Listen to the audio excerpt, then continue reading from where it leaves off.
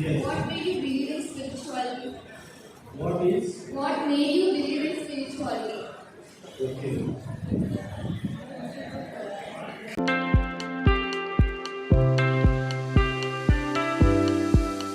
Actually, since my childhood, we are three children to our parents.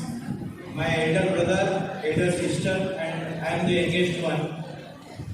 तो बचपन से ही घर में मैं ऐसा एक बच्चा था कि जिसको बचपन से ही अगर मेले में भी लेके गए 5 साल की उम्र में, मेला होता है ना, मेला फेयर, उसमें भी लेके गए तो मैं वहाँ संस्कृत के श्लोक ऐसी किताबें खरीद लेता था, खिलौना नहीं खरीदता था। तो बचपन से ही मेरा स्पिरिचुअल इंक्लिनेशन था और इतना ज़्यादा था कि एक मैं 8 से 10 साल की उम्र से मैं माला जापना शुरू कर दिया। माला जाप करता था। आज तो मैं माला नहीं जापता हूँ। अभी स्पिरिचुअलिटी की जो स्टेजेस है अलग अलग, माला जापने के ऊपर की जो स्टेज है उसका अभ्यास मैंने आज आपको बताया। लेकिन बचपन से ही मेरा स्पिरिचुअल इंक्लिनेशन था। मेरे पेरेंट्स को भी वंडर आता था कि इतना क्यों स्पिरिचुअली इंक्लाइंड है, और उसके साथ साथ मैं हमेशा स्कूल में फर्स्ट आता था, फर्स्ट टू 10 हमेशा फर्स्ट। और एक अंदर से एक सर्च था मेरा कि भगवान क्या चीज है। तो 10वीं तक तो घर के नजदीक स्कूल रहता है, इतनी दुनिया देखी नहीं रहती। 10th के बाद जब मैं कॉलेज में गया, पहले मैंने इंजीनियरिंग की है, तो जब मैं इंजीनियरिंग के लिए गया, मैं पहले डिप्लोमा किया, उसके बाद डिग्री किया, मैंने बीटेक किया। तो जब डिप्लोमा के लिए मैं बाहर निकला घर से बाहर और थोड़ा दूर कॉलेज था मेरा, तब मैंने क्या शुरू किया, जितने भी सत्संग, कोई भी सत्संग हो, उसका जो बोर्ड लगा रहता था कि इधर स्पिरिचुअल सत्संग है, तो मैं वहां जाके खुद जाता था, अप्रोच करता था उनको और उनको पूछता था मुझे लिटरेचर दीजिए आपका। मुझे क्वेश्चन रहते थे, मैं पूछता था कि एक छोटा बच्चा जो अभी अभी जन्म लिया है वो गटर के किनारे पड़ा हुआ है। बहुत सारे केसेस है आज के डेट में, गटर के किनारे बच्चा पड़ा हुआ मिला रहता है, पेरेंट्स का पता नहीं है।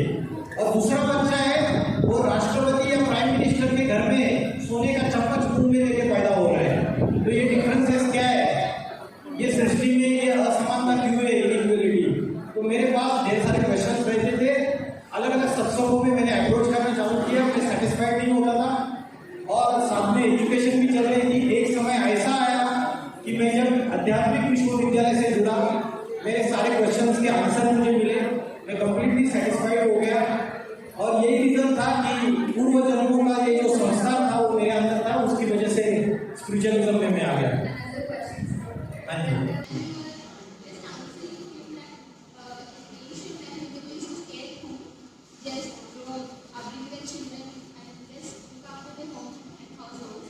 चारित्र की बात चल रही थी, हाँ समझ में आया मुझे क्वेश्चन आपका।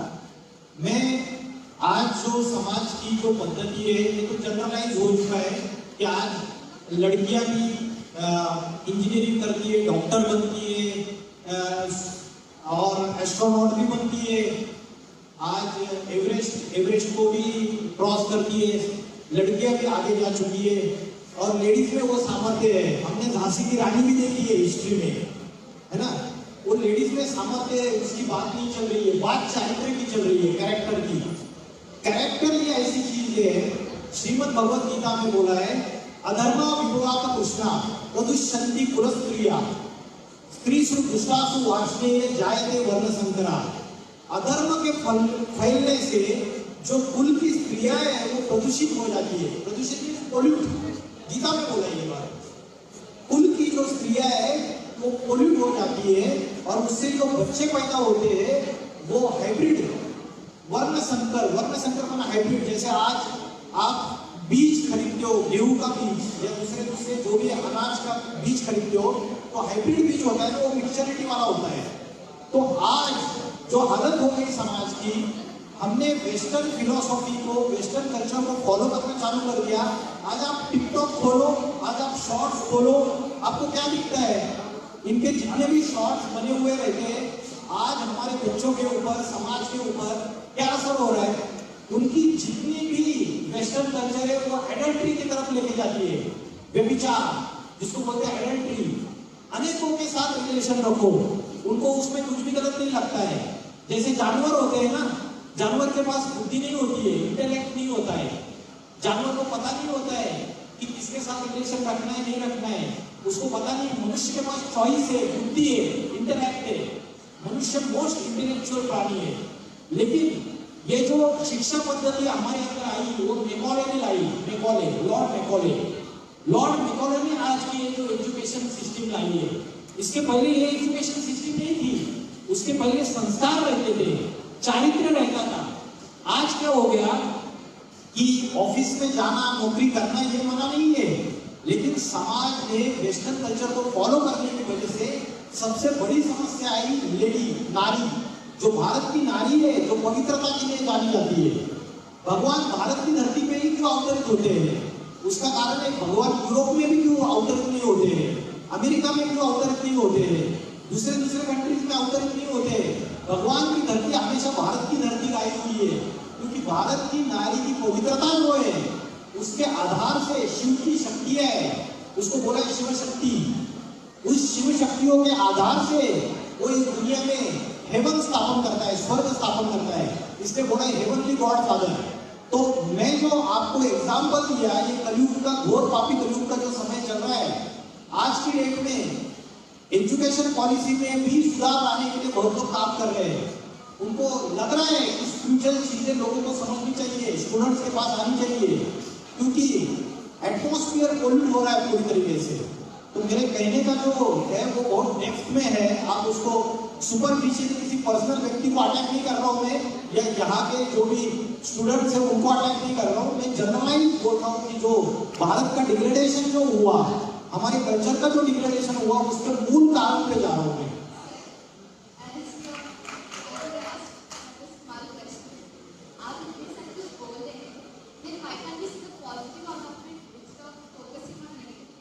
नहीं, पॉजिटिव यही है, इसका पॉजिटिव यही है, पॉजिटिव नारी की जो शक्ति है पवित्रता की, ये शक्ति अगर फिर से जागरूक हो गई, ये दुनिया में हिंसा, आतंकवाद, लड़ाई झगड़ा सारा कम हो जाएगा। आज क्या हो रहा है, आज आत्मा के अंदर अलग अलग पावर्स है, टॉलरेंस की पावर है, सहन शक्ति बोलते हैं। आपकी माँ को पूछो, आपकी दादी को पूछो कि उसके जब हस्बैंड उसको मारते थे, शराब पी के घर पे आते थे, बच्चों को टॉर्चर करते थे, तो माँ छोड़ के महंगे चली जाती थी क्या? आज लड़कियों की शादी होती है और 10 दिन में वापिस आ जाती है महंगे, अपने ससुराल से वापिस आ जाती है, क्योंकि पावर ऑफ टॉलरेंस, सहन शक्ति कम हो चुकी है। क्योंकि आज की जो एजुकेशन है वो ये चीजें सिखाती नहीं है। आज आत्मा की जो पावर है, सहन शक्ति, सामना करने की शक्ति, power to face, power to cooperate. पहले जॉइंट फैमिलीज होती थी, 70-80 लोगों का एक परिवार होता था, एक चूल्हे पे खाना बनता था और परिवार में एक मुखिया होता था, जिसकी बात कोई भी परिवार का सदस्य काटता नहीं था। आज क्या होता है, आज पापा कांग्रेस को वोट देते हैं, मम्मी बीजेपी को वोट देती है, कोई तीसरा एक तेलुगु देशम को वोट देता है, एक इसको स्पोर्ट्स चैनल देखना है, उसको सीरियल देखनी है और उसको कार्टून शो देखना है। तो आज घर घर में रावण राज्य फैल गया है। रावण तो 10 मुख होते हैं ना, तो 10 मुख से 10 बातें करता है ना रावण। किसी को 10 मुख हो गए, मेरे को दूसरा मुख दे दिया तो दूसरा मुख दूसरी बात करेगा, तीसरा मुख तीसरी बात करेगा। तो आज रावण राज्य फैल चुका है और इस रावण राज्य का अंत होना जरूरी है, इसलिए हमें बहुत सूक्ष्म में जाना है। आप उसको सुपरफिशियली देख रहे हो, मैं उसको बहुत डेप्थ में देख रहा हूँ। मैं सारी सृष्टि का सुधार चाहता हूँ, सारे वर्ल्ड इज वन फैमिली, उसका सुधार चाहता हूँ। तो उसके लिए बीच में हमको पानी डालना पड़ेगा, उसके लिए कैरेक्टर चेंज करना पड़ेगा। ये जो शिक्षा प्रणाली है इसमें अध्यात्म ध्यान नहीं दिया जाता है, सबसे बड़ी कमी है। आत्मा का अभ्यास नहीं सिखाया जाता है, मन को एकाग्र करने का अभ्यास नहीं सिखाया जाता है। तो ये सारी चीजें सुधर गई। तो नारी तो शिव शक्ति है, शिव की शक्तियां बोलिए। जब राम का नाम लिया जाता है तो पहले सीता का नाम लिया जाता है, सीता राम, उसके बाद राधे श्याम, राधा का नाम पहले लिया जाता है। वो दुर्गा है, वो दुर्गा क्या करती है, राक्षसों को संहार करती है। आज दुनिया में कितने सारे राक्षस है, आसुरी वृत्तियों वाले लोग हैं, 3-3 महीने 6-6 महीने वाली छोटी बच्चियों के ऊपर बलात्कार कर रहे हैं। इतनी राक्षसी वृत्तियां, जानवरी वृत्तियां दुनिया के अंदर फैल चुकी है। तो क्या कर रहा है आपका समाज, एक सुप्रीम कोर्ट, हाई कोर्ट और आपकी पार्लियामेंट लेजिस्लेशन, बड़े बड़े कानून बना रहे हैं। जो गुंडे बदमाश है वो तो घूम रहे, उनको जमानत भी मिल जाती है, बेल भी मिल जाती है। कड़े से कड़े कानून करने के बावजूद वो अपने राक्षसी कर्म करने का छोड़ रहे। उस समय महाभारत में एक दुर्योधन दिखाया, एक दुशासन दिखाया और एक द्रौपदी दिखाई। आज करोड़ों द्रौपदी हैं जिनका दिन दहाड़े वस्त्र हरण किया जाता है। करोड़ों दुर्योधन दुशासन बैठे हुए हैं। इसका सॉल्यूशन क्या है? इंजीनियरिंग से सॉल्यूशन मिल रहा है उसका। कंप्यूटराइज न्यूमेरिकल कंट्रोल मशीन्स आ गए, आर्टिफिशियल इंटेलिजेंस आ गया, रोबोटिक्स टेक्नोलॉजी आ गई। इससे दुनिया में चारित्र्य स्थापन हो रहे हैं। बड़े बड़े मॉल्स आ गए, 5 स्टार होटल्स आ गए, हेलीकॉप्टर्स आ गए, जेट्स आ गए, आपके ड्रोन टेक्नोलॉजी आ गई। इससे दुनिया में कैरेक्टर का सुधार हो रहा है या और ही विध्वंस हो रहा है? उधर पैलेस्टाइन में वो ड्रोन टेक्नोलॉजी यूज करके इनोसेंट बच्चों को, बच्चियों को, सबको मार रहे, खत्म कर रहे दुनिया को। तो साइंस ने दुनिया को डिस्ट्रक्शन की तरफ लेके गया। Have you ever dealt with a case being an advocate and have you testified properly in case regarding women or Yes.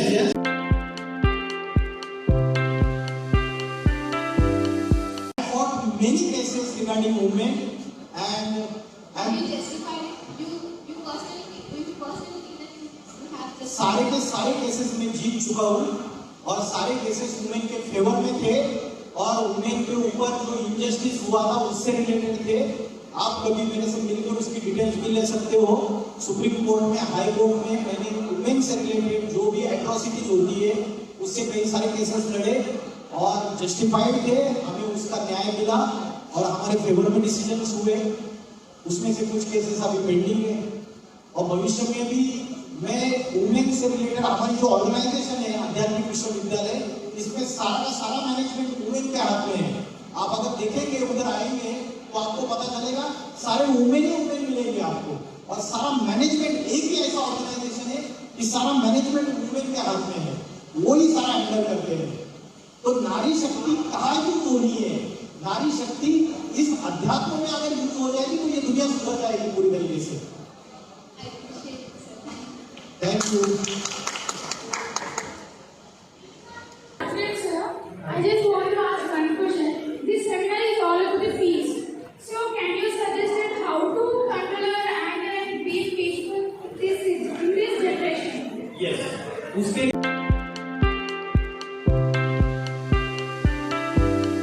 Yes.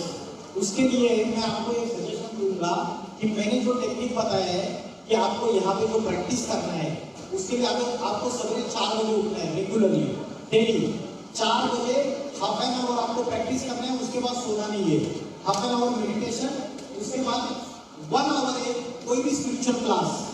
आप अगर यहाँ का नंबर ले लोगे और कोई बुक भी लिटरेचर ले लोगे तो आपको हम वेबसाइट दे देंगे, उसमें आपको स्पिरिचुअल लिटरेचर मिलेगा। 1 आवर डेली मेडिटेशन क्लास और हाफ एन आवर आपको ये आत्मा का अभ्यास करना है और 1 आवर आपको स्पिरिचुअल क्लास। मतलब माइंड के अंदर रोज नेगेटिव थॉट्स आते हैं और माइंड के अंदर रोज कचरा जमा हो रहा है। हमारे घर के अंदर कचरा जमा होता है तो हम क्या करते हैं? डस्टबिन में डालते हैं और डस्टबिन कल जब सवेरे गाड़ी आती है स्वच्छता अभियान की, है ना, गाड़ी आती है तो उसमें डाल देते हैं डस्टबिन को, लेकिन मन के अंदर जो कचरा जमा हो रहा है उसको हम बाहर निकालते ही नहीं है। तो उसको साफ करने का तरीका है, सबसे पहले आपको यहाँ प्रैक्टिस करना है, मन को एकाग्र करने का, उसको पावरफुल बनाने की।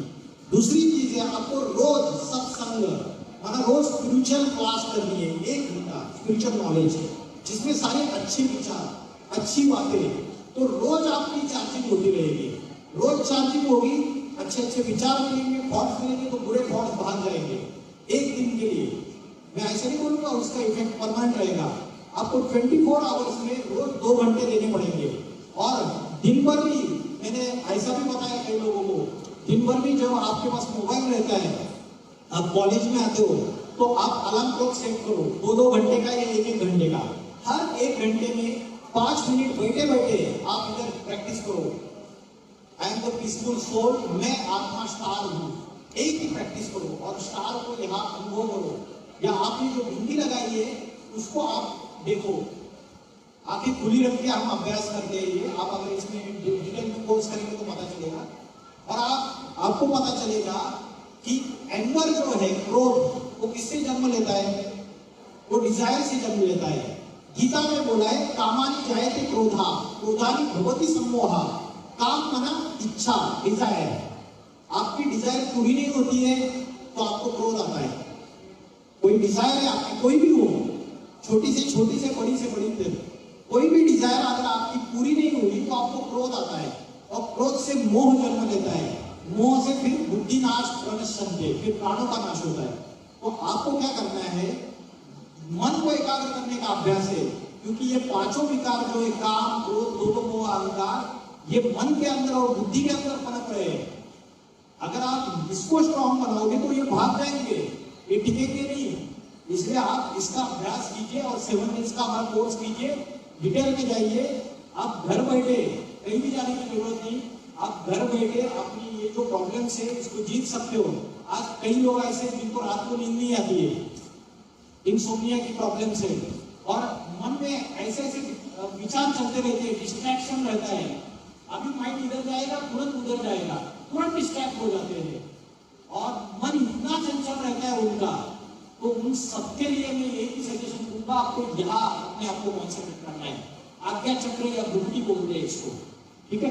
आपने विमेन को पवित्रता से डिफाइन किया है, हाँ जी। आपकी नजर में पवित्रता क्या है? और एक और बात ये है कि हम मेन को क्यों उससे डिफाइन नहीं करते? इसलिए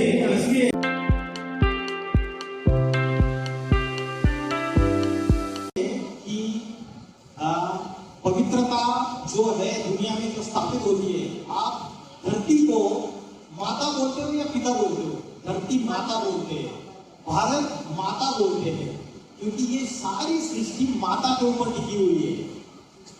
उसकी रिस्पॉन्सिबिलिटी है, हर एक की अलग अलग रिस्पॉन्सिबिलिटी रहती है। पुरुष को बाहर जाता है दुनिया में, उसको 50 लोगों से मिलना है, 1000 लोगों को देखना है, सब कुछ करना है। हाँ, वो डिग्रेड हो गया तो भी प्रॉब्लम है, लेकिन स्त्री को डिग्रेड नहीं होना है। स्त्री डिग्रेड नहीं होगी तो वो उसको संभालेगी, उसको कंट्रोल में रखेगी, उसको भी ठीक से रखेगी। राजाओं ने हिस्ट्री अगर देखेंगे, राजाओं ने अनेक रानियां रखी। किसी ने निजाम बादशाह की 500 रानियां थी, और हिंदुस्तान में भी जो राजाएं हुए उनकी भी अनेक रानियां रही थी। ये परंपरा है, लेकिन कभी आपने सुना भारत की परंपरा में एक रानी के अनेक राजाएं थे? नहीं, क्योंकि भारत की नारी जो है उसकी जो पवित्रता की जो शक्ति है, इसको बोलते हैं ये लाया किसने? भारत में जो परंपरा थी स्त्री को इक्वलिटी, इसका मतलब ये नहीं कि स्त्री जाके बाहर की दुनिया में जाके नौकरी कर रही है, ऑफिसेस में काम कर रही है और छोटे कपड़े पहन रही है तो वो इक्वलिटी हो गई, उसको कुछ भी पहनने का अधिकार है। एक्चुअली मोरालिटी भी एक चीज होती है, एथिक्स भी एक चीज होती है ना? तो ये जो चीजें लाई किसने, इसको अगर हम हिस्ट्री में जाएंगे तो ये चीजें आई है आज से 70-80 साल में। 100 साल के पहले आप दिखाओ कि भारत की नारी ऐसी थी क्या? 70 साल पहले दिखाओ। आपकी भारत की नारी पहली डॉक्टर ही मेरे ख्याल से 1893 में फर्स्ट लेडी अमेरिका में जाकर वो डॉक्टर बनी, MBBS।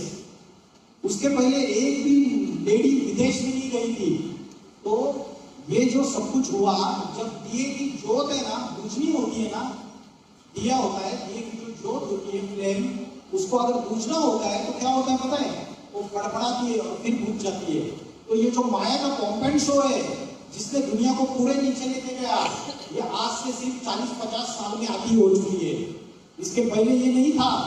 बॉम्बे जो था, बॉम्बे एक छोटा सा कोली वाला था, मछली वो लोग जो है ना, वो मछली सागर से ये करते थे, निकालते थे, उसको बेचते थे और उनका जीवन चलता था। आज बॉम्बे का हाल क्या है? मैं अगर ये वाक्य बोलूंगा तो गलत लगेगा, लेकिन बॉम्बे का हाल है, बॉम्बे वेश्यालय बन चुका है। शिवालय नहीं है, शिवालय की जो धरती है उसमें शिव एक पिता है और उस परमात्मा से हमारा अव्यभिचारी नाता है। लेकिन आज दुनिया में जो हालत है वो हालत जानवरों से भी बदतर हो चुका है। मनुष्य, यह हालत हो चुकी है पूरी तरीके से। तो इक्वेलिटी के नाम पे मॉरलिटी तो खलासी हो गई है ना। आज इक्वेलिटी के नाम पे आपने लिविंग रिलेशनशिप लाया और उस लिविंग रिलेशनशिप से लोग सुसाइड कर रहे हैं। अरे कोई भी संबंध होता है, एक से संबंध है, फिर दूसरे से, फिर 10 लोगों से, 15 लोगों से, तो वो संबंध आपको दुख देगा। छोटे काल का भी संबंध है वो आपको दुख देगा जीवन में। तो ये नैतिकता जो बाद में स्थापन हो गए, मैं नाम नहीं ले रहा हूं, जो बाद में है इस दुनिया में, आज से 500 साल पहले अमेरिका नहीं था इस दुनिया के नक्शे पे, वर्ल्ड के नक्शे पे। आज से 300 साल पहले इस वर्ल्ड के नक्शे पे ऑस्ट्रेलिया नहीं था। लेकिन आज से ये 5000 साल की सनातन धर्म की संस्कृति है भारत। ये 5000 साल पुरानी है। भारत ये अविनाशी खंड है, उसका कभी विनाश नहीं होता है। हिमालय से प्रोटेक्टेड धरती है ये। लेकिन बाकी सारे धर्म खंड, यूरोप बाद में आया। आज से 2000 साल पहले यूरोप की धरती आई। सागर से एक आइलैंड ऊपर आ जाता है और वहां मनुष्य रहना चालू कर देते हैं। ये यूरोप में है, ऑस्ट्रेलिया है, न्यूजीलैंड है, ये सारे धर्मखंड बाद में आए। भारत सबसे पुराना धर्मखंड है, उसकी जो मान्यता है, उसकी जो संस्कृति है, उसका जो कल्चर है, वो आज फॉलो नहीं हो रहा है। आज हम जिन लोगों ने टीवी लाया, आज वो उसको इडियट बॉक्स बोलते हैं। उन्होंने चीजें लाई, बाद में उनको पता चला कि इसमें ये प्रॉब्लम से वो प्रॉब्लम से, आज उनको सारी चीजें गलत लग रही है और वो भारत में आ रहे हैं अध्यात्म की तलाश में, पीस की तलाश में, सत्य की तलाश में। आपका क्या पर्सपेक्टिव है वुमेन इंडिपेंडेंट? मेरा पर्सपेक्टिव ये है कि वुमेन इंडिपेंडेंट रहे। एजुकेशन गलत बात नहीं है, लेकिन मेरा पर्सपेक्टिव ये है कि वर्तमान समय जो चल रहा है ना, समय की भी वैल्यू है। तो आज की तारीख में यूक्रेन में पढ़ी लिखी वुमेन थी ना, पढ़े लिखे पुरुष भी थे, वुमेन भी थे, और 70% पॉपुलेशन, उनके करोड़ों की बिल्डिंग थी, पैसा था, सब कुछ था। तो 70% लोग आज निर्वासित रेफ्यूजी का जीवन जी रहे, सब कुछ छोड़ के भागे हुए हैं। आज हर एक कंट्री में ये सिचुएशन आज नहीं तो कल आएगी। भारत का दुश्मन उधर पाकिस्तान बाजू में बैठा हुआ है, इधर से चीन घुसना चाहता है। भारत के आंतरिक कलह से राजनीतिक पार्टियों में आपस में झगड़ा है, बहुत बुरी तरीके से हिंदू मुस्लिम झगड़ा है आपस में। तो ऐसे समय नारी का मुख्य कर्तव्य है, अध्यात्म एक ऐसी शक्ति है, वो अध्यात्म शक्ति इस दुनिया में शांति ला सकती है, पीस ला सकती है। और नारी की पवित्रता से इस दुनिया में एक अलग ये सारी चीजें खत्म हो सकती है। वर्ल्ड पीस कॉन्फ्रेंस से नहीं खत्म हो सकती। यूनाइटेड नेशंस ऑर्गेनाइजेशन आज रशिया यूक्रेन की युद्ध स्टॉप नहीं कर पा रही है। इंटरनेशनल कोर्ट ऑफ जस्टिस ने स्टेटस को नहीं दिया, फिर भी व्लादिमीर पुतिन ने युद्ध नहीं रोकी, जेलेंस्की ने युद्ध नहीं रोकी। यूनाइटेड नेशंस ऑर्गेनाइजेशन की बात कोई नहीं मान रहा है। आज पैलेस्टाइन इसराइल की युद्ध चल रही है, उसकी बात कोई नहीं मान रहा है। तो नारी का रोल ये है कि जो भारत की जो संस्कृति है उसको जतन करे। भले मैं ये नहीं बोल रहा हूं कि आप सब कुछ छोड़ छाड़ के बैठ जाओ, लेकिन स्पिरिचुअलिज्म को साथ में लेके चलो, अध्यात्म को उसको साथ में लेके जाओगे तो एक लक्ष्मण रेखा आएगी, मर्यादा आएगी। उस लक्ष्मण रेखा को सीता ने क्रॉस कर दिया, इसलिए रावण उठा के लेके गया। अगर लक्ष्मण रेखा मतलब मर्यादा, उस मर्यादा को क्रॉस नहीं करती तो रावण उठा के लेके नहीं जा सकता था। तो वो समझ नहीं पाती है कि ये रावण है, वो तो साधु के वेश में आता है और उठा कर लेके जाता है हमारी सीताओं को। ये समस्या है। अभी अगर स्पिरिचुअलिटी की बात है तो जो 7 चक्र की बात है वो कैसे रिलेटेड है? 7 चक्र में ये चक्र आज्ञा चक्र है। और हमारे आध्यात्मिक विश्वविद्यालय में जो शिक्षा दी जाती है, हमारी मान्यता, मैं आपको क्लियर कट बता रहा हूँ, हमारी मान्यता ये है कि परमात्मा शिव शंकर भोलेनाथ स्वयं आके इस सृष्टि पर आध्यात्मिक विश्वविद्यालय द्वारा पढ़ाई पढ़ा रहे हैं। ये हमारी मान्यता है। आज आप वीडियोस खोलो यूट्यूब के, वहां पे ऐसे ऐसे आपको बातें आएगी कि मुस्लिम लोग ये बोल रहे हैं कि ये कयामत का समय है। क्रिश्चियन लोग का कहना है कि बाइबल के अनुसार ये मास डिस्ट्रक्शन का समय है। तो क्रिश्चियन लोग ये बात को मानते हैं कि जीसस क्राइस्ट जो है वो फिर से आएगा अभी, और वो हेवनली गॉड फादर हेवन लेके जाएगा। मुस्लिम लोग बोलते हैं कि अल्लाह अभी हमें जन्नत में लेके जाएगा, अभी ये सारी दुनिया का विनाश हो जाएगा और ये जिहाद होगा और उसमें जो मुस्लिम है वही बचेंगे और अल्लाह हमें जन्नत में लेके जाएगा। और हिंदू लोगों में मान्यता है वैकुंठ या स्वर्ग या राम राज्य की। महात्मा गांधी ने 1942 में बहुत बड़ा आंदोलन किया सारी दुनिया में, सारे भारत में, और 30 करोड़ भारतवासियों ने एक आवाज में बोला कि राम राज्य आना चाहिए। रघुपति राघव राजा राम, पतित पावन सीताराम। तो ये राम राज्य आने की ये जो आवाज उठाएगी, वो राम मंदिर बनाने से नहीं राम राज्य आएगा। प्रैक्टिकल एक एक के अंदर आत्मा में परिवर्तन आना चाहिए। तो हमारी मान्यता है कि परमात्मा स्वयं टीचर बन के, सदगुरु बन के, अभी ये लास्ट समय है उसमें ट्रांसफॉर्मेशन के लिए आता है। कोई पॉलिटिशियन, कोई फुटबॉल प्लेयर और कोई सेलिब्रिटी आज इस दुनिया का ट्रांसफॉर्मेशन नहीं कर सकता। हम उसके ऊपर आस लगा के बैठे हुए हैं। ईश्वर स्वयं ही आके इस सृष्टि का परिवर्तन करता है। तो वो आके ये स्पिरिचुअल नॉलेज दे रहा है, उस नॉलेज को अपने जीवन में धारण करना चाहिए। और लास्ट क्वेश्चन, अभी जो रेप्स वो सब चल रहे हैं, नॉर्मली हम अभी तो बोलते हैं लड़कियों के कपड़ों की वजह से चल रहे हैं, तो उसको कैसे जस्टिफाई नहीं, कपड़ों की वजह से नहीं चल रहे मानसिकता की वजह से। जैसे जो मेंटेलिटी है, मानसिकता, वो इतनी नीचे गिर गई है। कड़े कड़े लॉज बनाने से, स्ट्रिंजेंट लॉज ड्राफ्ट करने से मानसिकता चेंज नहीं होती है।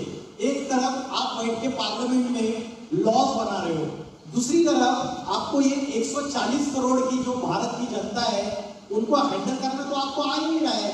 क्योंकि अंधेर नगरी चौपट राजा, टका से भाजी टका से खाजा। इसका मतलब ये होता है कि आज की जो राजाई चल रही है, जो मंत्री लोग या जो भी चल रहा है, उसमें क्या है कि टका से भाजी, टका से मतलब वेजिटेबल जिस पैसे में बिक रहा है उसी पैसे में स्वीट्स भी बिक रहे हैं, जबकि स्वीट्स का दाम 10 गुना ज्यादा होना चाहिए। तो ये जो है ना, इस सृष्टि को हैंडल नहीं कर पा रहे। और प्रजा के ऊपर प्रजा का राज्य बेकायदे राज्य है। हम डेमोक्रेसी को बेकायदे बोलते हैं, एक राजा और बाकी की प्रजा।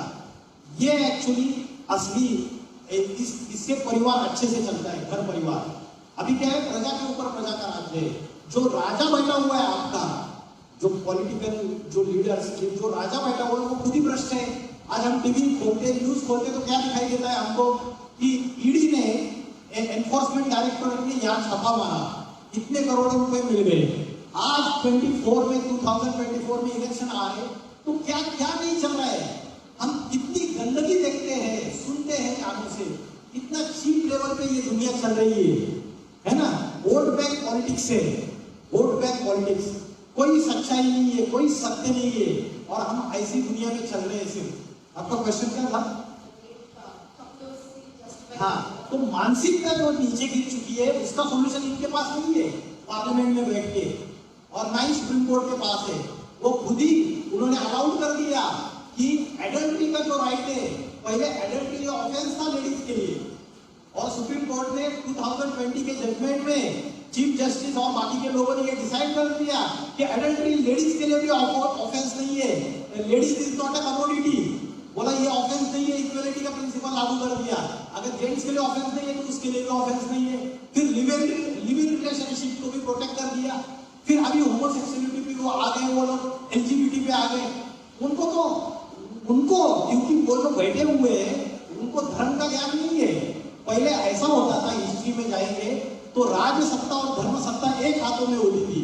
जो राजा होता था उसको रिलीजन का भी नॉलेज होता था, धर्म का भी ज्ञान होता था।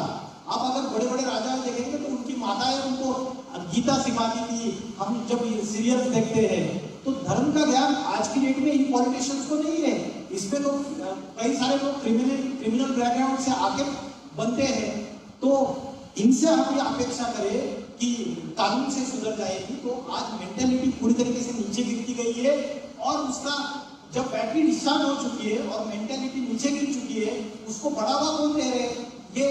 ये जो फैक्टर्स है, जो आपने बोला, कपड़े और दूसरी चीजें, ये सोशल मीडिया की जो चीजें आती है, पोर्नोग्राफी है, बाकी दूसरी चीजें, ये उसको एग्जैक्ट कर रही है, इसको बढ़ावा दे रही है, प्रोवोक कर रही है, और उसकी वजह से और चीजें बढ़ रही है।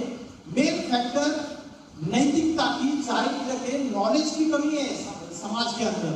समाज वेस्टर्न कल्चर को फॉलो करते करते अपनी आध्यात्मिकता को भूल गया, सोल कॉन्शियसनेस को भूल के बॉडी कॉन्शियसनेस में फंस गया। बॉडी ही अच्छी दिखनी चाहिए, बॉडी ही सुंदर दिखनी चाहिए। तो जब हम लोग वो शादी करनी होती है लड़का और लड़की को, तो हम कौन सी सुंदरता देखते हैं? भाई की सुंदरता देखते हैं। लेकिन internal beauty is more valuable then the external beauty. तो आज की तारीख में कोई इंटरनल तो ये सारी चीजें कम होती गई, उसकी वजह से ये सारी चीजें ये बढ़ते चले जाएंगे।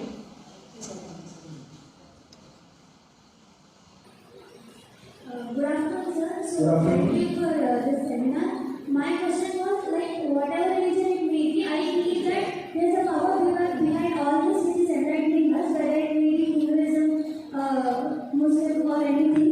My question is, how do we get closer to God? Like, what are the ways we get closer to God, and how can we purify our inner self, our soul, or whatever it may be? So, my question is that.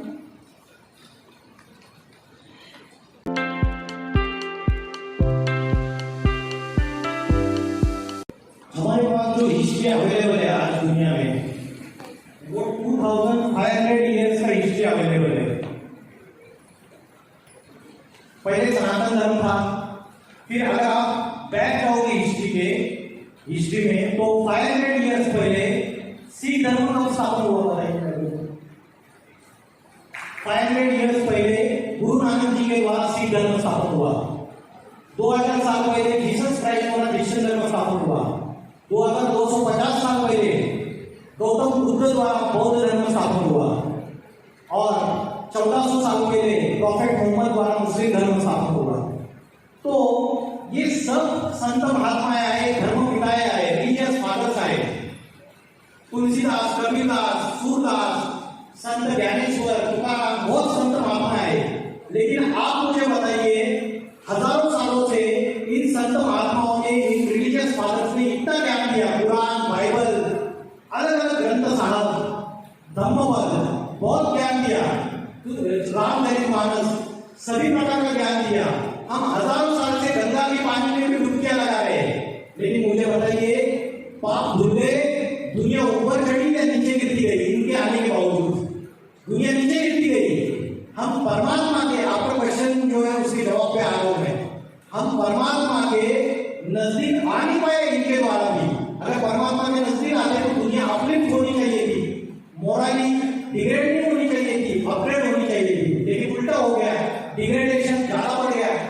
उसका मूल कारण है कि ये द्वापर युग और कलयुग का जो समय है, इसमें परमात्मा इस सृष्टि में अवतरित नहीं होता है। कलयुग का लास्ट समय में जो मकान का मालिक है वो खुद आता है, इसलिए उसको खुदा बोला है। खुदा जो खुद आता है, स्वयं जो स्वयं अवतरित होता है इस सृष्टि पे। जब वो आता है तब आप उसके नजदीक जा सकते हो। How to get closer to the God, ये क्वेश्चन है ना आपका। And also, what are the ways we purify our inner soul? Like you said, internal beauty is more important than external beauty. We agree with that. What are the ways so that we can purify our soul and mind?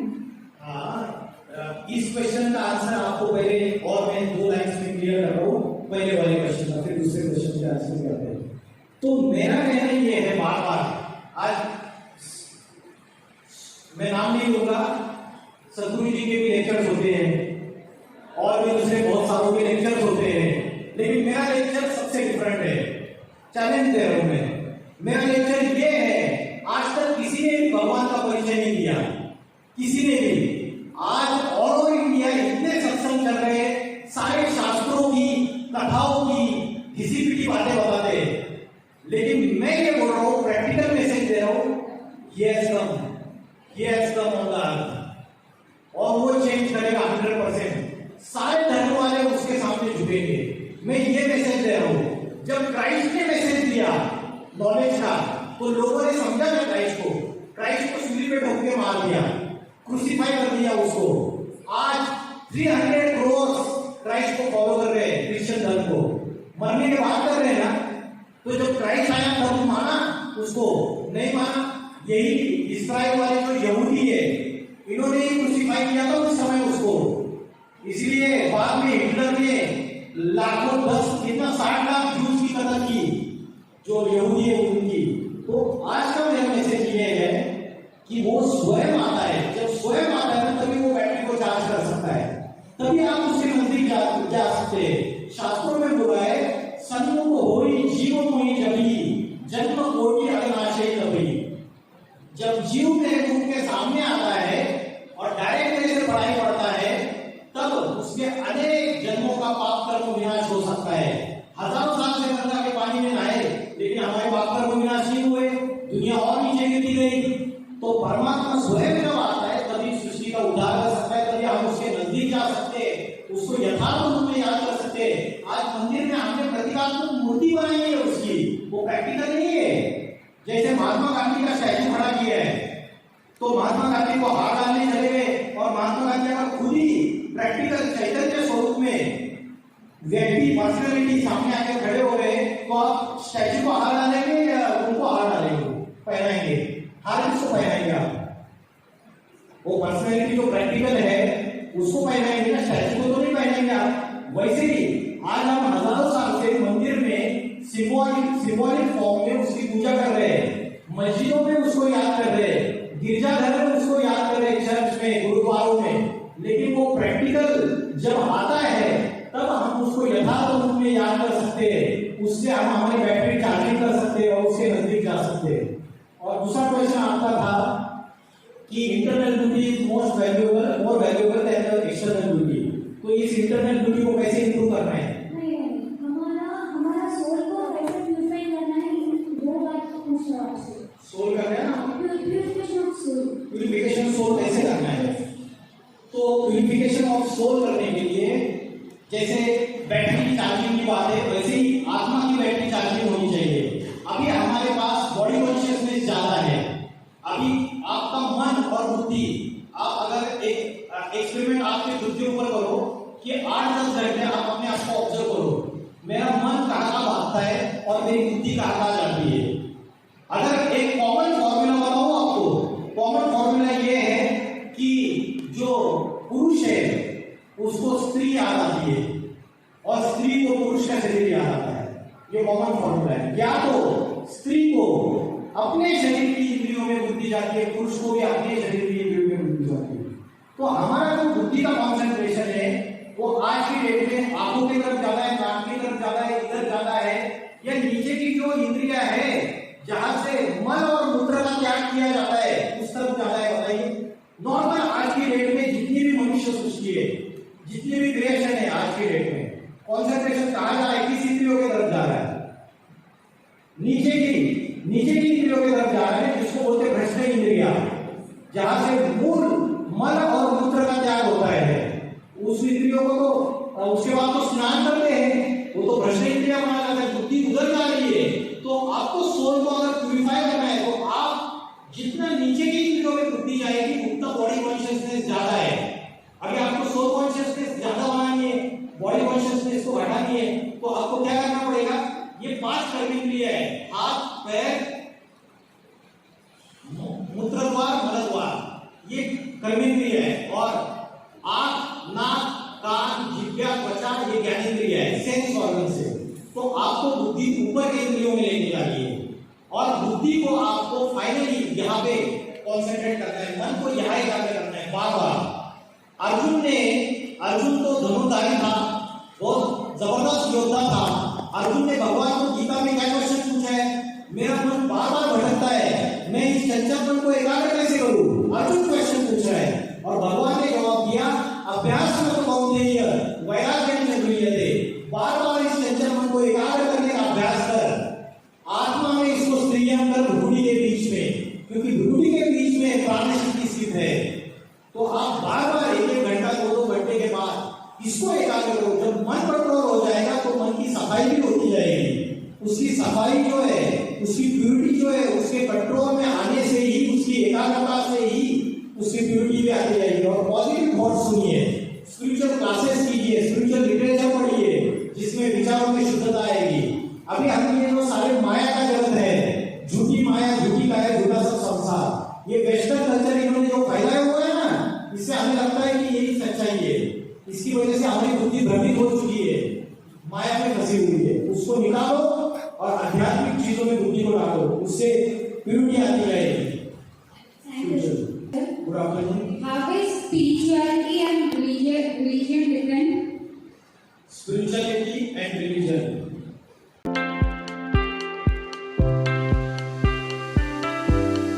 Spirituality जो है वो आत्मा से connected है। Spirit means आत्मा, ठीक है। तो आत्मा की जो नॉलेज है ये सभी धर्म वाले मानते नहीं है। दूसरे कोई धर्म है वो आत्मा को मानते ही नहीं है। भारत में भी ऐसे अलग अलग लोग हैं जो आत्मा को मानते नहीं है, नास्तिकता की तरफ जा रहे हैं, एथेइस्ट बन रहे हैं। तो spirituality is purely connected with soul and supreme soul, knowledge of soul and supreme soul, ये स्पिरिचुअलिटी है। और रिलीजन जो है, ये रिलीजन अलग अलग जो भी सेंट्स आए या जो भी धर्म पिताएं आए, उन्होंने जो नॉलेज दिया, जैसे जीसस क्राइस्ट आए उन्होंने नॉलेज दिया, प्रॉफेट मोहम्मद आए उन्होंने नॉलेज दिया, गुरु नानक जी आए उन्होंने नॉलेज दिया। तो उन्होंने जो नॉलेज दिया उसके आधार से, उस नॉलेज के आधार से उनके फॉलोअर्स में जो बिलीफ सिस्टम डेवलप हुआ वो रिलीजन हो गया। वो बिलीफ सिस्टम 100% नहीं है, क्योंकि गुरु नानक जी ने कभी ये नहीं बोला कि मैं भगवान हूं। गुरु नानक जी ने उंगली ऊपर कर दिया, एक ओंकार निराकार अकाल मूर्त है। गुरु नानक जी ने क्या बोला? एक ओंकार सतनाम निर्भय अकाल मूर्त कर्ता पूरक, है ना? उंगली ऊपर कर दिया। गुरु नानक जी का फोटो देखो, उंगली ऊपर दिखेगा आपको। जीसस क्राइस्ट ने बोला आई am the messenger of the God, उंगली ऊपर कर दिया। और प्रॉफेट मोहम्मद ने बोला मैं तो खुदा का पैगंबर हूं। तो खुदा अलग चीज है ना, भगवान अलग चीज है जिन्होंने सबके तरफ मैसेज दिया। तो वो जो भगवान जब इस सृष्टि पे स्वयं अवतरित होता है, तब हम उसको यथार्थ रूप में याद कर सकते हैं, तब हम उसको यथार्थ रूप में उससे कनेक्शन जोड़ सकते हैं। आपका क्वेश्चन क्या था? Spirituality and religion. हाँ, तो इन लोगों ने जो भी धर्म स्थापन किए, वो इन लोगों ने जो भी धारणाएं सिखाई, धर्म नहीं धारणाएं सिखाई, उस धारणा के आधार से वो रिलीजन बना, अलग अलग। लेकिन स्पिरिचुअलिटी एक परमात्मा आके ही सिखाता है, दूसरे सिखा नहीं सकते। स्पिरिचुअलिटी तो बनती तब है जब आत्मा की एक्यूरेट नॉलेज और परमात्मा को यथार्थ रूप से हम उससे कनेक्शन जोड़ते हैं, वो स्पिरिचुअलिटी है। स्पिरिचुअलिटी इस पूरे चक्र में, साइकिल में, सतयुग, त्रेतायुग, द्वापर, कलयुग में, सिर्फ कलयुग के लास्ट समय में भगवान स्वयं टीचर बन के सिखाता है। और रिलीजन जो है वो मनुष्य गुरु सिखाते हैं। भगवान मनुष्य गुरु नहीं है, भगवान एक है और मनुष्य गुरु अनेक है, सदगुरु एक है और गुरु अनेक है। शिव शंकर भोलेनाथ ये सदगुरु है, लेकिन आज किसी ने अपने ऊपर टाइटल लगा दिया सदगुरु। सदगुरु का अर्थ है सत्य, जिसको 100% सत्य सारी दुनिया मानेगी। मुस्लिम भी मानेंगे, क्रिश्चियन भी मानेंगे, नास्तिक भी मानेंगे, सिख भी मानेंगे, वो सदगुरु है, सारी दुनिया एक्सेप्ट करेगी। लेकिन आज लोगों ने अपने आप टाइटल लगा दिए सदगुरु। माना है कि सभी ने सदगुरु, यहाँ ही लड़ाई झगड़ा कर रहे हैं, अलग अलग गुरुओं के चेले बने पड़े हुए। हिंदू लोग ही पूरी तरीके से नहीं मानते तो सारी दुनिया की मानने की तो बात ही नहीं है। इसलिए जगत गुरु या विश्वनाथ ये टाइटल सिर्फ शिव शंकर भोलेनाथ का है। आज लोगों की बुद्धि उस हाईएस्ट गॉड फादर से हटके नीचे की तरफ चली गई, छोटे छोटे मनुष्य गुरुओं में चली गई। उन्होंने आगे रिलीजन स्थापन किए, भगवान आगे स्पिरिचुअलिटी सिखाता है। ये डिफरेंस है। Sir, so what are the psychological or philosophical aspects of spirituality that does not rely on religious beliefs? Psychological and Philosophical aspects of spirituality जो religious belief से depend नहीं होते थे, rely नहीं होते।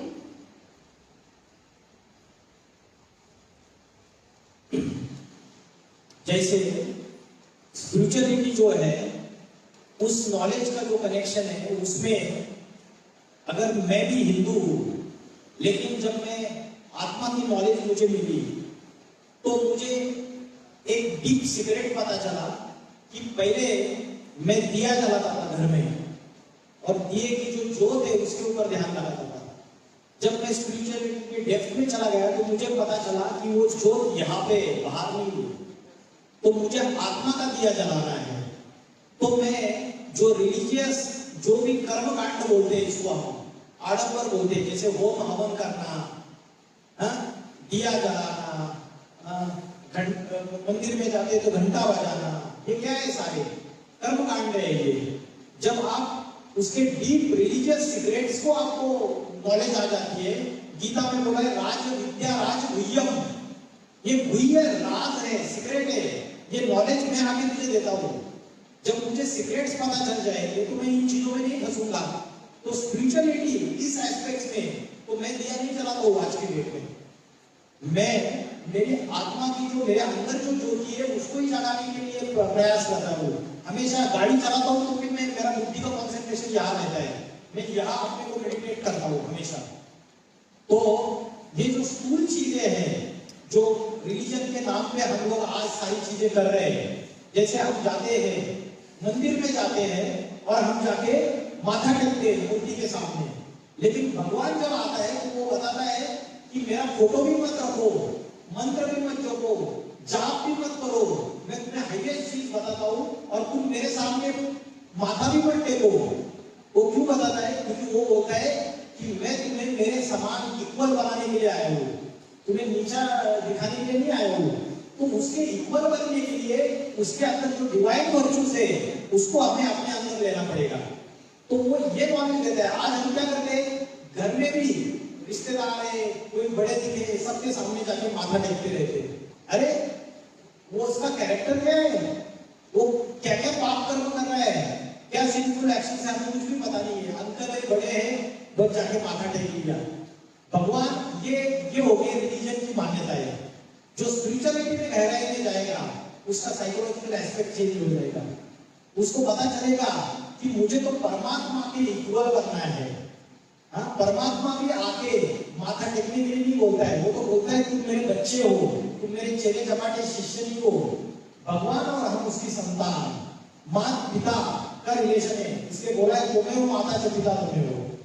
तो जब स्पिरिचुअलिटी में डेप्थ में जाओगे तो रिलीजन में क्या हो रहा है आज की डेट में, आपकी रामायण है या आपकी महाभारत है, उसमें डीप सीक्रेट से आपने कभी सुना है कि कोई संत महात्मा आके उसने वायलेंस का ज्ञान दिया? कोई आपके पास प्रूफ है? नो, वायलेंस का ज्ञान कोई नहीं देता है। लेकिन फिर महाभारत में भगवान ने आके कौरव और पांडवों की युद्ध कराई और हजारों लाखों अक्षौहिणी सैन्य मारा उसने और हिंसा हो गई। तो क्या लॉजिकल लगता है? नहीं लगता है। गौतम बुद्ध आए, उन्होंने अहिंसा का ज्ञान दिया, आदि शंकराचार्य आए, उन्होंने अहिंसा का ज्ञान दिया। सभी ने सनातन धर्म की संस्कृति ही अहिंसा के ऊपर टिकी हुई है। तो महाभारत एक्चुअली एक पोएट्री थी। अगर आप रिसर्च करोगे, इट वाज अ पोएट्री। और कवि जब कविता करता है तो उसके गहरे अर्थ रहते हैं। लोगों ने क्या किया, सुपरस्टिशियस वे में उसको स्थूल सुपरफिशियली उसको समझ लिया है, उसके गहरे अर्थों को समझा नहीं। और उसके गहरे अर्थों को नहीं समझने की वजह से लोगों को लगा हाँ ऐसे सच में कुरुक्षेत्र का मैदान था हरियाणा में और उसमें ऐसी युद्ध हुई थी और ऐसे ऐसे हुआ था, पांडव 5 थे। तो हमारा कहना ये है कि भगवान जब इस सृष्टि पे आते हैं तो बहुत थोड़े, मुट्ठी भर, 5 का मीनिंग क्या है पता है क्या? डीप मीनिंग, हैंडफुल, बहुत थोड़े। आज 750 करोड़, सॉरी 8 बिलियन पॉपुलेशन है आज वर्ल्ड की। 8 बिलियन पॉपुलेशन में जब भगवान इस सृष्टि पे आता है तो उसको बहुत थोड़े पहचानते हैं, उसको बोलते हैं 5 पांडव। समझ रहे हैं? वो उसको साथ देते हैं। आज कलयुगी दुनिया में आज इतने अट्रैक्शन से कौन सुनेगा भगवान की बातें? कौन मानेगा अरे इसमें भगवान आया हुआ है? वो बोलेंगे अरे ये इनको कोई काम धंधा नहीं है, ये फालतू लोग है, ये सारी चीजें सुनने की नहीं है। तो उसको बहुत थोड़े से पहचानते हो, वो पांडव हो गए। और जो नहीं पहचानते वो सारे कौरव और यादव हो गए। तो ये डीप स्पिरिचुअल सीक्रेट से अभी बताओ कि रावण को अगर 10 मुख थे तो रावण के जितने भी जनरेशन है, उसके बच्चे, उसके ग्रैंडसन और सारी जनरेशन, सबको 10 मुख होने चाहिए थे। ये लॉजिकल है। लेकिन रावण को 10 मुख थे तो उसका डीप सीक्रेट ये है, रावण के 10 मुख माना 5 विकार पुरुष के, 5 विकार स्त्री के, दोनों का जो कपल का जो कॉम्बिनेशन है, प्रवृत्ति है, उसको बोलते हैं रावण के 10 मुख। क्योंकि लक्ष्मी नारायण जैसे हम लक्ष्मी नारायण के मंदिर में जाते हैं, माता टेकते हैं, उनकी दिव्यता देख के, उनकी चेहरे की प्रसन्नता देख के हम खुश हो जाते हैं, क्योंकि उनके अंदर डिवाइन वर्चूज थे।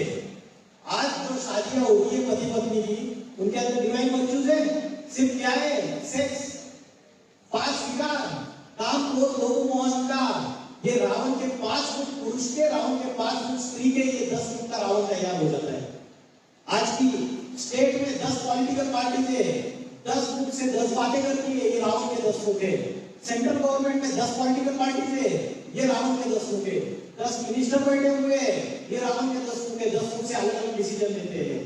आज दुनिया में 10 महासत्ताएं, अमेरिका, यूके, उसके बाद रशिया, चाइना, भारत, ये जो 10 महासत्ता है, ये रावण के 10 फुट है। सब 10 फुटों से अलग अलग बातें कर रहे हैं। तो ये डीप स्पिरिचुअल सीक्रेट है, ये नहीं समझ पा रहे हैं हम उसको ऊपर ऊपर लेते हैं। सीता को रावण उठा के लेके गया, हनुमान हवा में उड़ता था। अरे हवा में उड़ता था, एक डीप स्पिरिचुअल सीक्रेट है, हवा में उड़ता था। उसका क्या मीनिंग है? हर चीज का डीप स्पिरिचुअल सीक्रेट था। लोगों ने उसको एकदम सुपरफिशियल लेवल में ले लिया, उसको समझा नहीं, सुपरफिशियल वे में फॉलो करना चालू कर दिया, और उसकी वजह से दुनिया नीचे गिरती गई। अगर इन सालों में सत्यता थी, ट्रूथफुलनेस थी, तो 2500 ईयर्स की हिस्ट्री में भारत नीचे क्यों गया? धर्म भ्रष्ट और कर्म भ्रष्ट क्यों हो गया? आज एक भी इंडिया में 5% को भी श्रीमद् भगवद गीता का नॉलेज नहीं है। कहने के लिए हिंदू है, सनातन धर्म वाले हैं, कहने के लिए छाती लोग कहते हैं आप सनातन में हम ये कर देंगे। 5% को भी श्रीमद् भगवद गीता की नॉलेज नहीं है। सिख है तो उनको सबको पूछो कि ग्रंथ साहब की पूरी नॉलेज है, कितना पाठ करते हैं, कितनी चीजें उसकी गहराई में समझते, नहीं समझते। तो ये डिग्रेडेशन हो गया क्योंकि आप डीप स्पिरिचुअल सीक्रेट्स को भूल गए। Sir, thank you for clearing my doubt.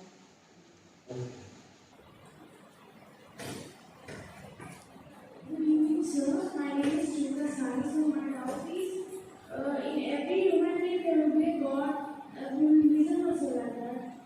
In every human being, in every living beings, there will be a God. As parents will say like that. So you said the God will come and the God will solve the problem. So how do we identify the real God?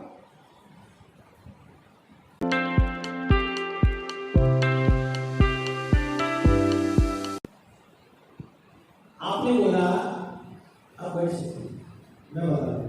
आपने बोला कि हर एक मनुष्य में, in every human being there is a God. इस चीज को मैं एक्सेप्ट नहीं करता। आज से आपको हिस्ट्री समझना पड़ेगा, ये कंसेप्ट आए कैसे। पहले नहीं थे ये कंसेप्ट।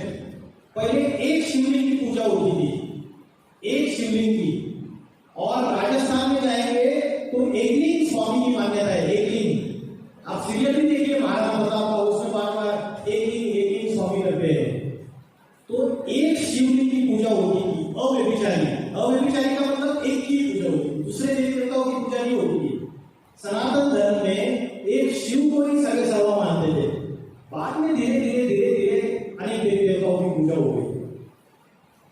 आज से 1500 साल पहले, 1500 इयर्स बैक, आदि शंकराचार्य आए, और आदि शंकराचार्य ने ये पहला थ्योरी लाया कि आत्मा सो परमात्मा, शिवो अहम ब्रह्मास्मि। ये पहला थ्योरी लाया, उसके पहले ये थ्योरी नहीं था। इसलिए गीता में बोला है भगवान वाच, भगवान स्वयं अवतरित होकर भगवान ने गीता का सुनाया। तो भगवान तो एक होना चाहिए। ऊंचा तेरा नाम, ऊंचा तेरा धाम, ऊंचा तेरा काम। हम बोलते हैं अगर वो सबसे हाईएस्ट और हाई है तो हम सभी के अंदर परमात्मा कैसे हो सकता है? और हम अगर सभी के अंदर परमात्मा है तो वो भक्त क्यों बोलता है प्रभु जी दर्शन दो? अगर उसके अंदर परमात्मा है तो उसको प्रभु जी के दर्शन की लालसा क्यों लगी हुई है? फिर कोई व्यक्ति बीमार पड़ा हुआ है, प्रभु जी दुखारो, हाय भगवान बचाओ। अगर उसके अंदर भगवान है तो क्यों? और अगर भगवान है तो वो भाई भाई का प्रॉपर्टी के लिए जगह क्यों बांट रहा है? फिर परमात्मा ऐसे हिंसक कार्य करता है। और अगर भगवान है तो वो अगला नारी के ऊपर बलात्कार कर रहा है, रेप कर रहा है, तो ये कर्म भी परमात्मा करता है। परमात्मा तो गीता में बोला है कि मेरे सिवाय श्रेष्ठ इस सृष्टि पे कोई भी नहीं है। तो आपको मैं बता रहा हूं कि राम भी रामेश्वरम में शिव की पूजा कर रहे हैं, और गोपेश्वरम में कृष्ण भी शिवलिंग की पूजा करते हुए दिखाए। तो भगवान जो हाईएस्ट है सबसे, तो आत्मा अलग है, परमात्मा अलग है। और परमात्मा जो है श्रीमद् भगवद गीता में बोला है, और जाना की मामूला मानुषी तनुआश्रितम। मुझ साधारण मनुष्य शरीर में अवतरित हुए भगवान को मूर्ख बुद्धि लोग पहचान नहीं पाते। क्यों? क्योंकि कलयुग के भौतिक सुखों में बुद्धि लगी हुई रहती है, फंसी हुई रहती है, उसकी वजह से उस परमात्मा को पहचान नहीं पाते। तो आत्मा और परमात्मा ये अलग अलग है, सबसे पहला कॉन्सेप्ट। और परमात्मा जैसे बाप है, बच्चा बड़ा बन के बाप के समान बन सकता है, बाप नहीं बन सकता। हम उसकी संतानें हैं, हम उसके चिल्ड्रन है, वो गॉड फादर है, हेवनली गॉड फादर, जिसने आगे हेवन की स्थापना की। हम क्यों बोलते हैं, क्रिश्चियन लोग भी 300 करोड़ क्रिश्चियन लोग बोलते हैं God father is liberator and guide, और हिंदू लोग बोलते हैं जीवन मुक्तिदाता, मुक्तिदाता। तो लिबरेटर एंड गाइड कब लिबरेट किया और किससे लिबरेट किया और कब गाइड बना वो, ये बात का पता ही नहीं है किसी को। तो हर कलयुग के अंतिम समय में ये साइकिल रिपीट होता है। जैसे रात के बाद दिन आता है और दिन के बाद फिर से रात, तो कलयुग रात्रि है। और इस रात्रि में महाशिवरात्रि त्योहार मनाते हैं ना, इस रात्रि के समय शिव इस सृष्टि पे आते हैं, क्योंकि रात्रि में पाप होते हैं, अंधकार होता है, उस समय परमात्मा आके ट्रांसफॉर्मेशन करते हैं। ठीक है, तो आत्मा परमात्मा अलग अलग है। गॉड जो है वो एक ही बार आता है इस सृष्टि पे और एक ही बार आके ट्रांसफॉर्मेशन कर देता है।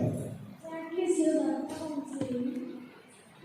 If you don't mind me saying like that, I want to know the exact reason, because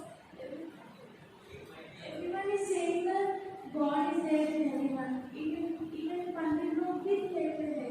मैं वही बोल रहा हूँ, ये कंसेप्ट 1500 साल पहले आया। That's what I understand. तो शास्त्रों में जैसे आज आटा, दाल, चावल में मिक्सचरिटी हो गई, हम जो भी चीजें खा रहे हैं उसमें मिक्सचरिटी हो गई, हम पहन रहे हैं इसमें भी मिक्सचरिटी हो गई, सारी चीजों में मिक्सचरिटी हो गई कलयुग में। तो शास्त्रों में, स्क्रिप्चर्स में भी मिक्सचरिटी हो गई।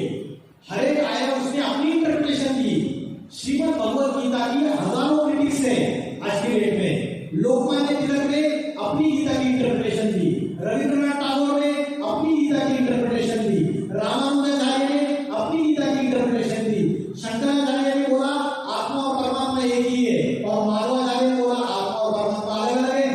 तो हजारों कमेंट्रीज है, आप अगर नेट पे देखोगे, IIT कानपुर वालों ने इसमें एक वेबसाइट बनाया है गीता का, बहुत डिटेल में स्टडी किया है, सारी कमेंट्रीज डाली हुई है। तो ये इंटरप्रिटेशन होती गई, शास्त्रों में, स्क्रिप्चर्स में मिक्सचरिटी होती गई, और शास्त्रों में मिक्सचरिटी होने की वजह से ही दुनिया में डिग्रेडेशन हो गया।